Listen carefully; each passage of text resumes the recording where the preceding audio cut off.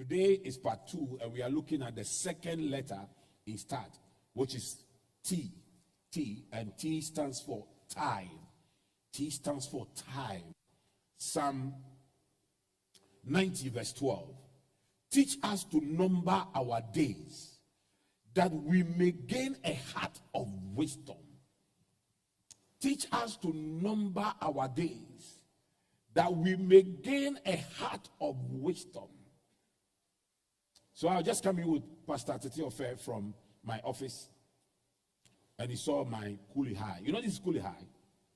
And Pastor Titi-Ofei said, "Hey, your coolie high." I said, "Why you don't like it?" He said, I think at some age, some things attract you. In other words, it's not nice. So, but because I'm old. But as I was just thinking about it, I said, some few years ago, I was his age. Now come to think of it, I'm 55. I have spent more years of my life on earth than the years that are left. Except that I will live for 110 years. Then I have only spent half of my years, 50%. But actually, only few people live above 90, which is something I'm aiming at. But even if I get 90, I have spent more than half of my years. I have more years, less years left for me to live than the years that are left. Just few years ago, I was a young man. When I came to Sprinters Road, I was only 2 years older than Pastor Titi-Ofei. But and at that time, I pastored for 10 years. And you see, but time just flies. But what the Lord helped me to do throughout these years, that He taught me how to number my days. How to number my days. He taught me how to number my days. How to make every day count. How to make every second count. How to make every minute count. How to make every hour count. How to make every day count. How to make every week count. And how to make every month count. And how to make every year count. So I came here to teach you something that can help you. Most of you are relatively young. I'm older than most of you here. By the time you hit 55 like me, you will be satisfied to say that the Lord has helped me to count my days on earth. So that you don't regret. Some of you you are just 30, you're already regretting. Because the time you have wasted, the opportunities that you have wasted in your life is amazing. The race is not for the swift. The battle is not to the strong. Food is not to the wise. But time and chance happen to us all. Time and chance happen to us all. In other words, time is linked to opportunities. Okay? This year, all of us, Akufo-Addo will have 24 hours a day. We can say, because he's president, let's give him 28 hours a day. It doesn't happen that way. The poor, the rich, the high, the low, the president, the cleaner, all of us will have 24 hours every day. We'll have 365 days by the time this year will be ended. What will separate each one of us from each other is how we counted our days. How we counted our days. Today is what? 11. 11 days is already gone in the new year. This evening, my battle with mommy this evening was that you are doing too many things. Hey, since this year started, there are too many things on your desk. What? You are doing too many things. So within 11 days, my wife is already complaining. And there are some men within these 11 days, their wives are complaining. You get up, you lie down here, you don't go anywhere. You are lying down, you are not going anywhere. You are not doing anything with your life. So I want to teach you how to number your days, how you can make this year count for you, how you can by the time 31st December 2023 comes, when you come to the watch night service, it's not going to be a time of asking the Lord for something, but a time of praising God for his mercies and his grace. So here's what I want to share with you. The 12 New Year attitudes that determine how you manage your time. But I just want to establish here that whatever you will become, whatever you can achieve, begins in January. Yeah.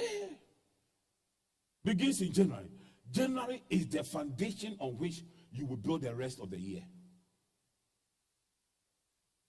How big your foundation is determines how big your building is. So if you lay small foundations in January, by the time in December, your building will be small. So I'm going to show you how to have the right New Year attitude so that you can maximize the usage of your time. Somebody say preach.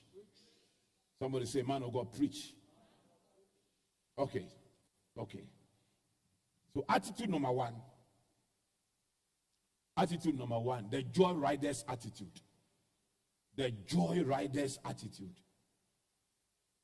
The joy rider's attitude.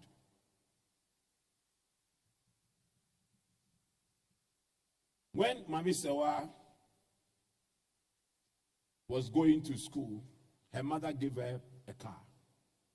My first counsel for her was that, Mommy, don't let any of your friends drive this car. Drive it yourself.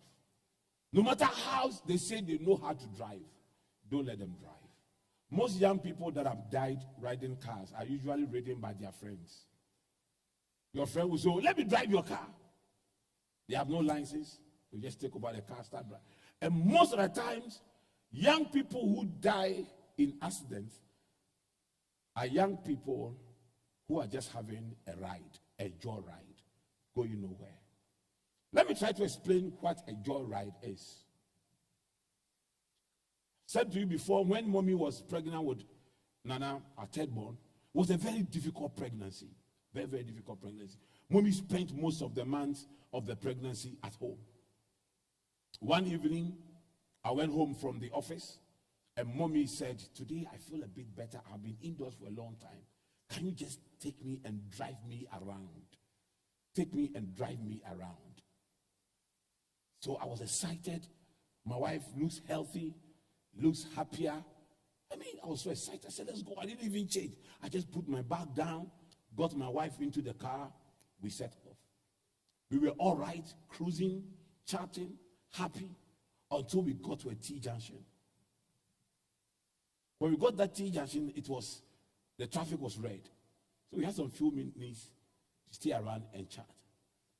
Then the traffic turned green, and now we had to go. Then I asked her, where do you want us to go? Left or right? She said, but you are taking me out. You should decide. I said, no, you said you will go out. You should decide. He said, no, you are taking me out. You should decide. We were at the junction arguing until the other car started hooting at us. Pam, pam, pam, pam. So what, do you know what I did? Here or here, here. I just turned anywhere. But this evening, coming here, we drove together. We didn't need to argue as to where to turn. Because this evening was not a joyride. It was a journey to a destination. So we had a defined route. And we had where we were going. Most people enter into the new year without direction. No direction. They are on a joyride. No direction. They are just in. Anything that comes their way, they are fine. Before entering into this new year, you should have defined what you want to do this year. You should establish it. January 1st should have meant something to you. This January 11th, it should have meant something to you. Don't wait until you get into the T-junctions of your life. Now, January is fine.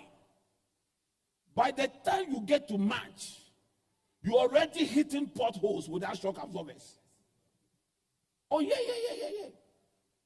By the time you hit June, your fuel is running out and you have no money to refuel. By the time we hit October, you have gotten to a T-junction.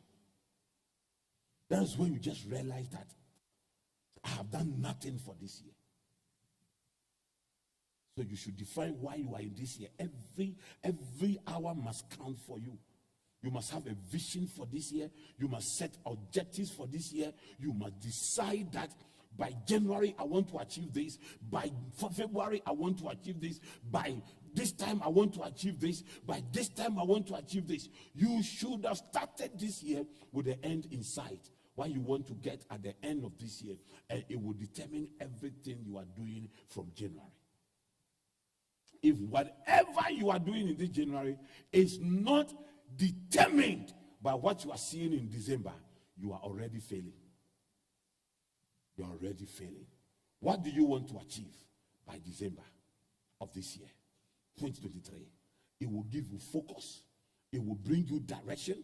It will help you not to waste your time. Because people who are joyriding in life are time wasters. God will forgive you for the wasted 11 days. Go back home tonight, don't sleep, and start writing down what you want to achieve by December. And right now, decide from 12 January what I want to do every day to achieve it. Amen? Proverbs 21 verse 5. The plans of the diligent lead to profit, as surely as haste leads to poverty. The plan of the diligent leads to profit. In other words, there's a plan of the lazy doesn't lead to anything. There's the plans of the diligent. In other words, if you have a plan, it must go with hard work. Have a plan. Write something on a paper. Write something on your phone. Write something on your laptop. Write something on your desktop. Write something on your iPad. Write something on a piece of paper and paste it in your bedroom, paste it in your toilet, paste it in your bathroom, paste it everywhere you go, on your kitchen, so that it reminds you of where you are going.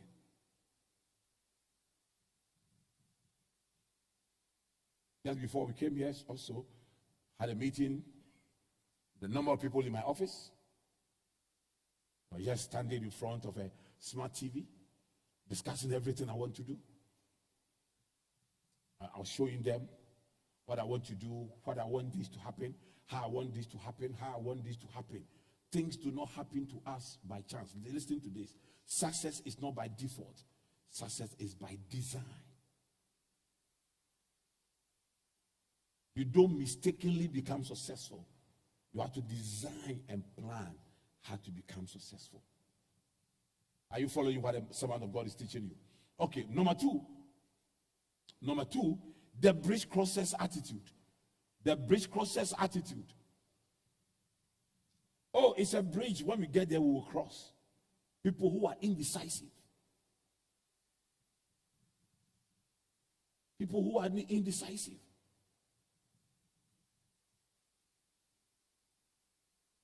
What do you want to do this year? Oh, the year just started.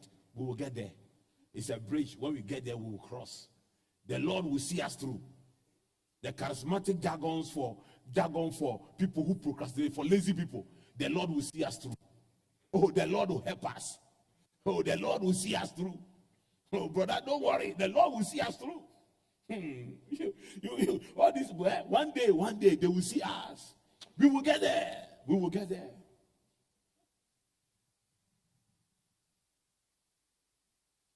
There used to be a drama group called Sofodasi. Their song was sung by Osibisa. There's a portion of it. We are going. Heaven knows where we are going. We know we will get there. They never got anywhere. Heaven knows where you are going, but do you know where you are going? Do you know where you are going? Don't have the bridge crossers attitude. Decide now. The power of decision. Make up your mind what you want to do now. Don't say we will get there, because according to Ecclesiastes 3:1, there is time for everything. So in this January, there is time for something in this January. Make up your mind now. Make the decision now. Take a bold step now. People who don't succeed in life are very indecisive. Every successful person thinks on their feet.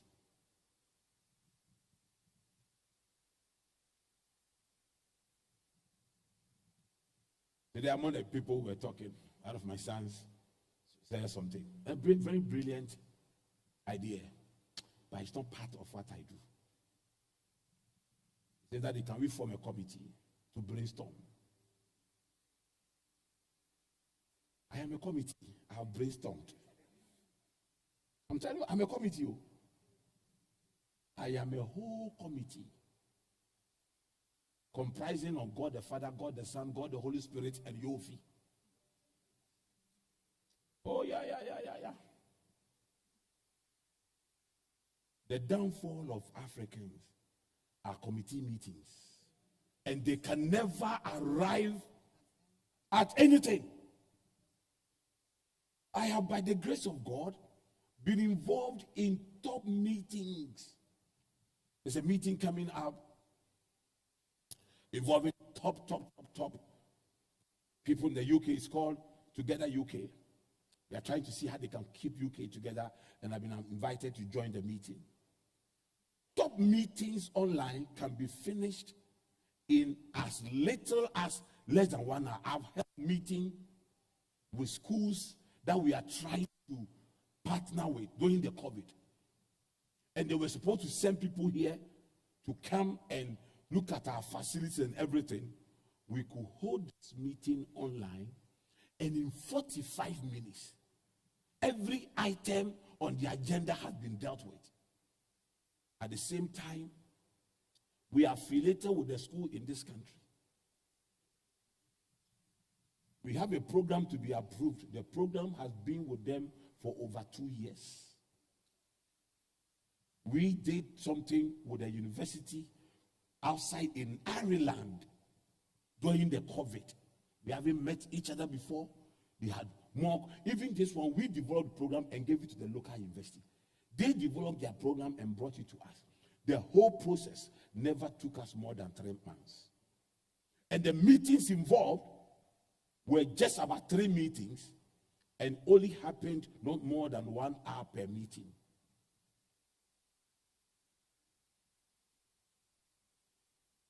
Men's fellowship will do something, meeting. They go to one meeting, they will argue over one thing, argue, and then they'll postpone the meeting. Next week, we'll meet again. And what can be done in 1 hour, we postpone it for 1 week, and people will fight. As if we are mad, people. As if we don't think. Something that is straightforward. Because you know what? We are indecisive. There are people who are very slow. When you are very decisive, they think that you rush. I employed somebody to work with me, and things were happening. They know the person called me. Bishop, I want to see you. I said, okay, come to my office with files. When you see people who carry many files, I'm telling you, when you come to my office, you don't see files on my table. You don't see files on my table, because every file must leave immediately. If you go to an office, you see files and people are buried in it. If you like, go to the ministries in Ghana here, ministry of this, ministry of that. It will explain why Africa we don't develop. You will find one minister sitting buried in files, because all those files there are decisions that have not yet been taken.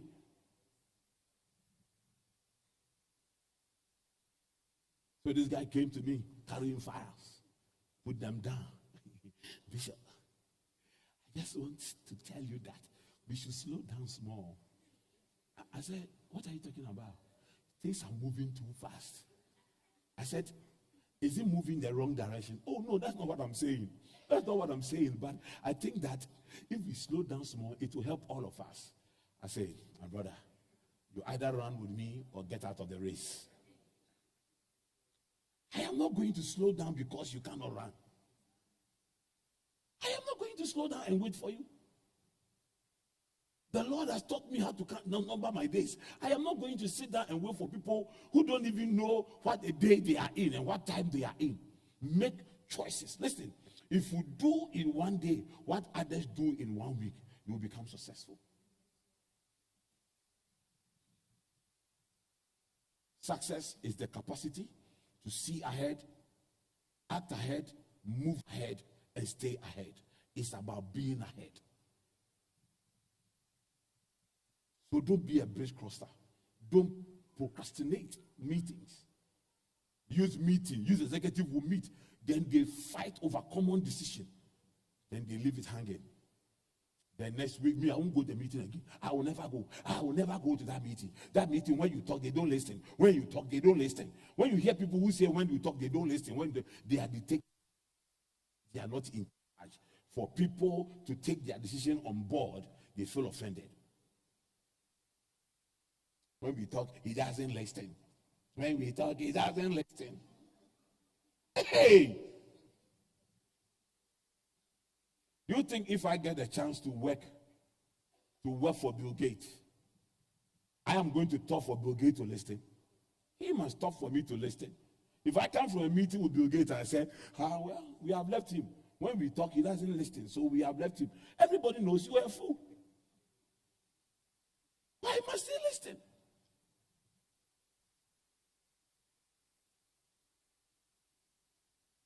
When I use youth fellowship means, I don't mean here.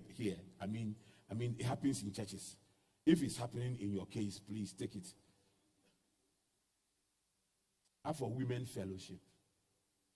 We don't understand. Can you explain? No. We won't do it that way. Do you know women can fight and their husbands can get involved? It's the highest level of foolishness. There's time for everything. Don't waste your time. Be decisive. Have convictions. Believe in the things you do. Tomorrow I'm talking to a number of young pastors on social media on how to stand out in ministry. One of the things I'm going to teach them is how to have conviction in the things that you do. Faith in the things that you do. Believe in the things that you do. If you exercise your decision-making power and you realize that they work and you are progressing, you are not anxious to exercise it again. But if you realize that you have made a series of error in your decisions and it's giving you problems, then you know that that's the reason why you are slowing down. So don't bring that on people who are running. Success is as a result of a long string of effective decision making. Failure is as a result of a long string of ineffective decision making. So don't take your demons and export it to other people. Okay? Number 3, the weather watcher's attitude. The weather watcher's attitude. It is riskier not to risk because there are no ideal situations anywhere for your ideas. Let's move on to the next one. Now look at Ecclesiastes 11 verse 4. Whoever watches the wind will not plant. Whoever looks at the clouds will not reap. You want an ideal situation before you act. That's what you are looking for. You will never get anywhere.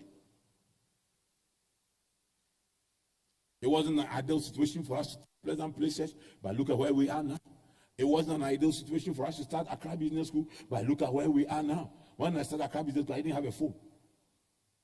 Not to even think about office. I did not have a phone. It was when we finished designing our adverts that I realized that I did not have a phone. So I had to go, the hotel I was going to use, I had to go and negotiate for them to give me a desk. So and they set up a desk for one of my guys so that when a call comes through, they divert the call. Some of you would have proclaimed the idea looking for a phone. That you have an idea. Once you implement that idea, you can buy a phone. It's a question of the hen and the egg. Who comes first? You know who comes first for me? The one that I can get easily is the one that comes first. I want money for phone, and I have an idea that can give me money. So why am I going to worry myself? Even after my first conference, I still did not buy a phone. My first mobile phone I used was my sister, my little sister who is in America, her phone and her number. The number Charles uses now or the number my sister used to use. It gave me that phone. And we had to tie that phone with rubber tie. And that phone has a hunchback. That was my first phone I used. I used it for a long time. I ran conferences and visited in this country without an office. Without an office. All you people think, hey, I don't have laptop. That is why I cannot do my work. I don't have a proper phone. So this work I cannot start until I have a proper phone. I don't have customers. I know how to cook, but I don't have customers. How can you have customers before you cook?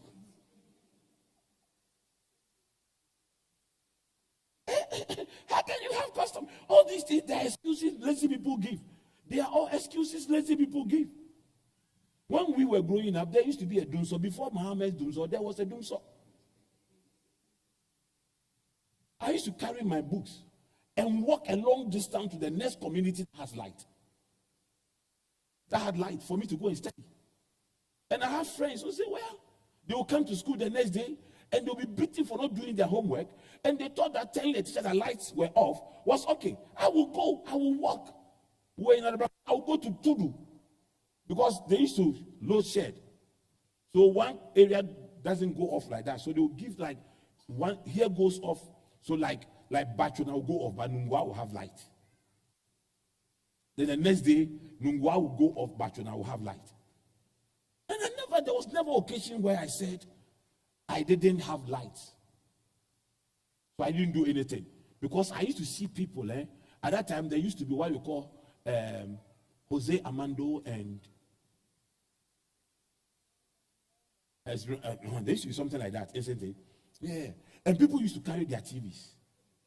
If you are living in Bachuna, light goes off, you carry your TV too. If who doesn't have a TV in Nungwa, you go and watch. When you finish, you carry your thing back. Huh? Big TV, yeah. That time they were hunchback TV. They were very heavy TV. Grundig. You needed 4 people to carry it into a car with strong shop as always. But people will go to the extreme to make things happen. And you are here. Do you know why we are poor? We want rain to fall before we plant. It's not raining. In Japan and other places, they cause rain to fall. If the rain is not falling, they have some chemicals they mix, they fly planes into the skies, release it there, and after a while the rain is falling. And we are here. We can fast and pray for rain. You know the things we fast and pray for in Africa? People in developed countries who don't even serve God don't fast and pray for it.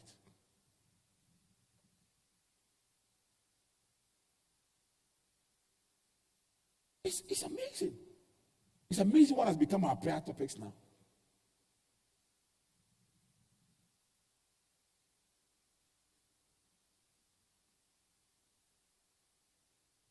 Right now, we believe that when your wife cooks and she cooks too fast, the food is not nice.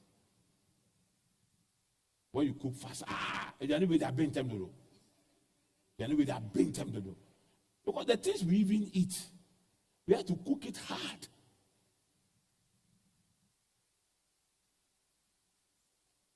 One guy was building a house. He has traveled out, and he has gone to see how abroad they build kitchens in the hall. They join it, open hall, kitchen here, you have this thing here, other things here. So he was going to build some young man that's come back.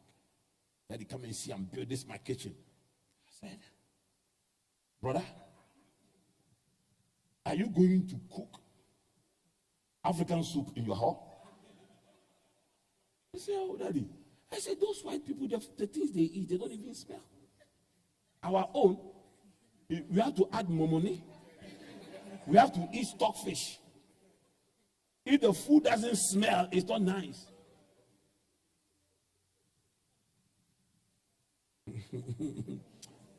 Oh. They said, what did we have? No one will say yes. What did he? And it's killing us. It's killing all of us. We are a people. It's amazing how we think. It's amazing how we think. Young people leave school and they are waiting for a job in the bank or a job in insurance company or a high-flying job, and if they don't get it, they get any job. When they are there, they are front their face as if the person who employed them did them bad. They are front their face, they are passing, they are looking at you like this. I wanted to work in the bank, then you have put me here, you have put me here.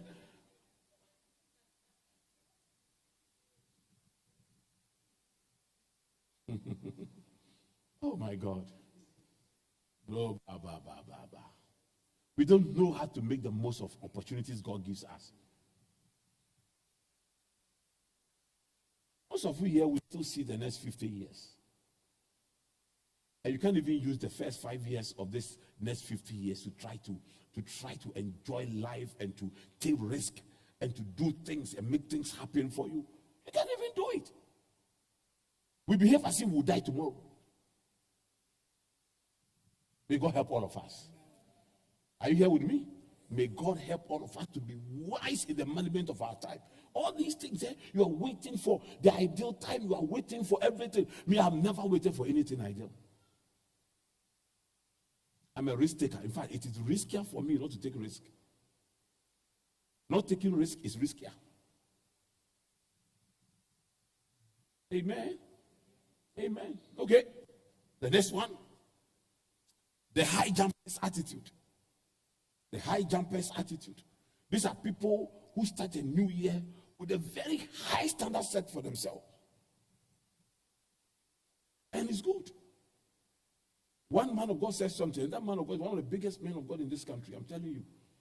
Tomorrow I'm sharing with a young man how to leave a legacy, how not to build a dynasty. But focus on living legacies, and you will eventually have a dynasty. Focus on living legacy. That will inspire the next man of God. Told somebody. The man of God said, did you know? He said, I want to behave like the eagle. That when the eagle decides to land, the eagle will look for the highest mountain or the tallest building or the longest tree to perch on it. So that even at the landing of the eagle's landing, where the eagle plateaus and lands, is somebody's highest height. Where you fail must be somebody's success. The level where you fail, and you must keep that at the back of your mind. Set high standards for yourself and work hard to attain it, and you will get there. I was talking to a friend of mine yesterday. I said, Charlie Bishop, I'm just a strong man who knows how to manage expectations. Because everybody feels I have money. I don't know where they get this from. I am a richly rich person, not filthy rich, nicely rich person. Yeah. And so people have different expectations, from families to friends, to people who taught me one term in Bible school who say I'm their son. All of them have different expectations. Do you know how many times I receive letters of people construction chapels and they want money, construction chapels and they want money, people who are building and they want me to roof it for them, people who have been displaced from their house and they are looking for accommodation and I have to pay, and they don't understand. They have taken my envelope. And they don't understand that they are not the only person coming for help. Others came before them. And people are in the queue. And they feel that I should be able to do it in 24 hours. My friend said, you know why?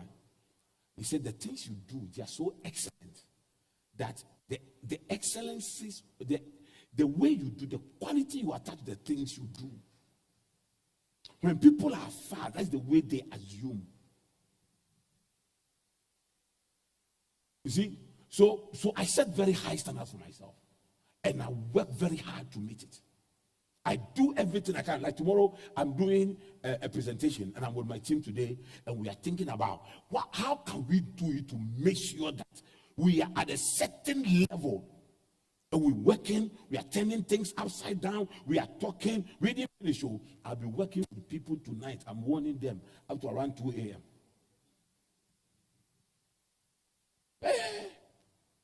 to make sure that by the time the thing is coming out, it has a mark of excellence. You must set that high standard.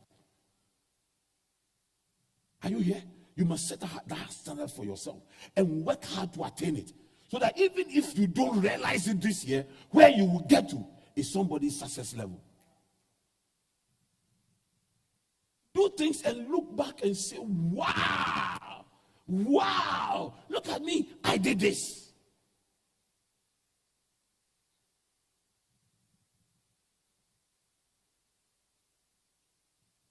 You see, because you don't set standard, that's why the boys are sleeping with you in kiosks and behind trees. No. Even if you want to fornicate, fornication is a sin. But if you want to fornicate, place premium on sin. So that when you go to hell, you know that I deserve hell.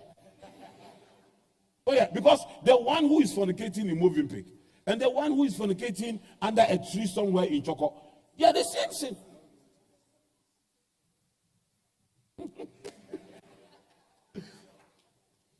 What a church. What a church. No, don't leave and go and tell your boyfriend that, okay, so now we will do, but it should be somewhere in Kempinski. No, don't do. Raise the bar. Tell the guy that you have no respect. You are asking me to sleep with you.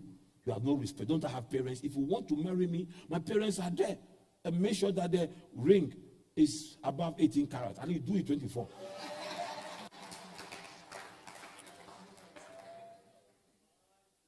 No, I'm sorry. No, be a fan.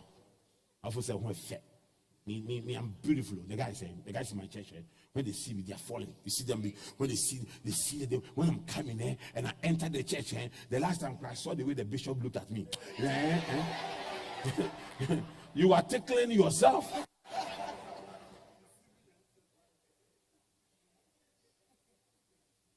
I told you I walked into a phone shop. Unfortunately for the young lady there, as I was parking the car, I was looking into the glass, trying to get people who know me know that I will do that. They know that I made my decisions already. Once I'm getting there, I'm looking at things and all those things. So it was a very big glass, so I could see through it as I was parking. So I was looking, okay. And then this lady saw my car coming in, and then she opened her bottom at this level and pulled it like this. So I knew that, okay, there is a slave queen inside there, a serpentine spirit inside there. So when I entered, okay, hello. So what? Oh, daddy. Let me born you. Daddy. So I just stand there looking at it, and then as she was showing me the thing with the part of her breast showing, I just said, young lady, if you see my wife's breast, you will know that this thing they are toys. She said, oh, sorry, daddy, I didn't do it already.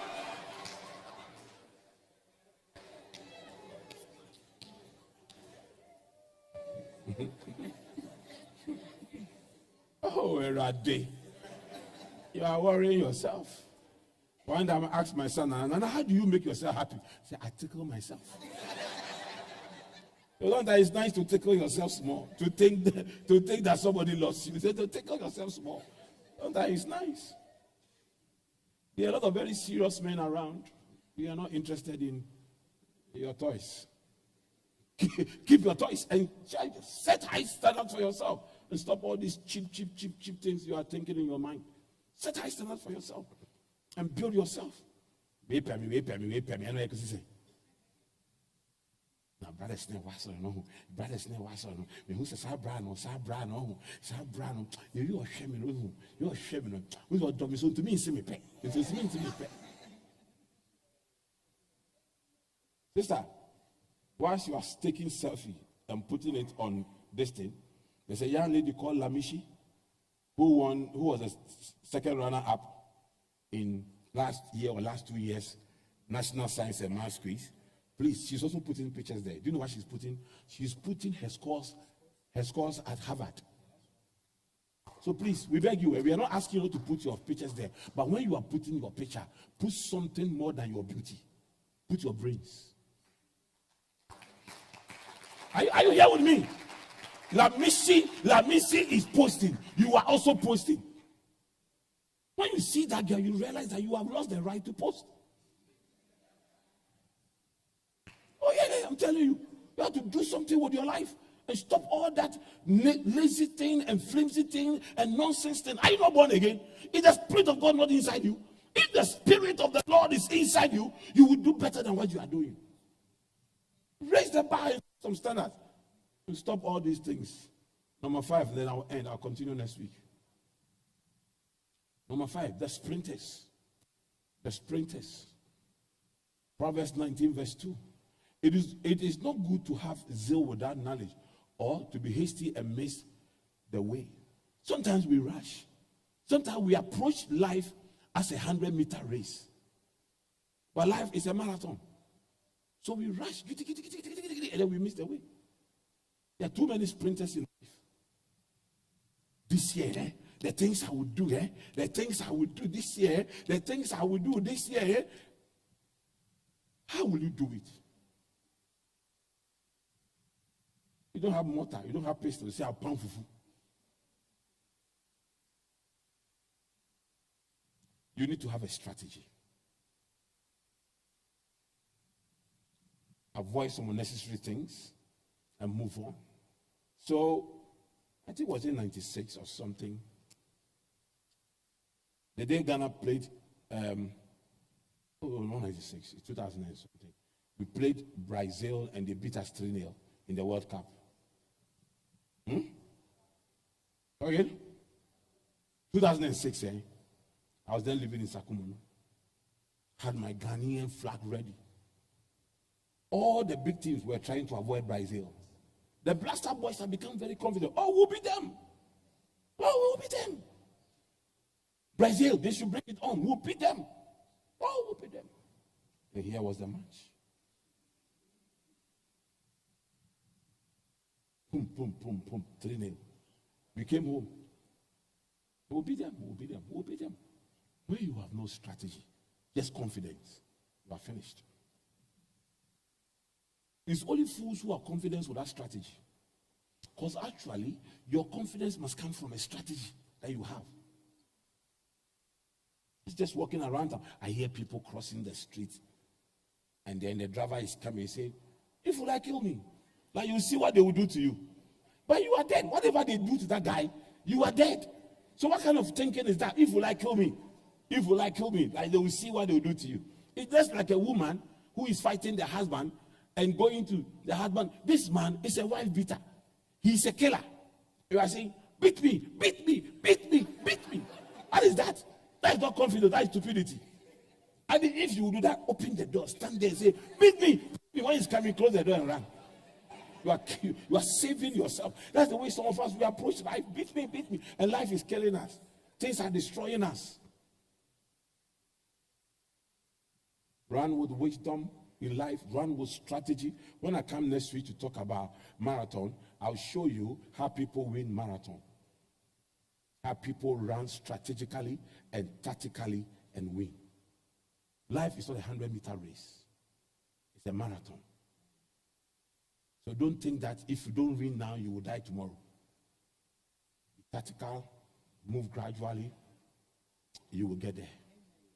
Don't put too much pressure on yourself. You will get there. Thank you very much, and thank you for joining me tonight. The Lord bless you and keep you.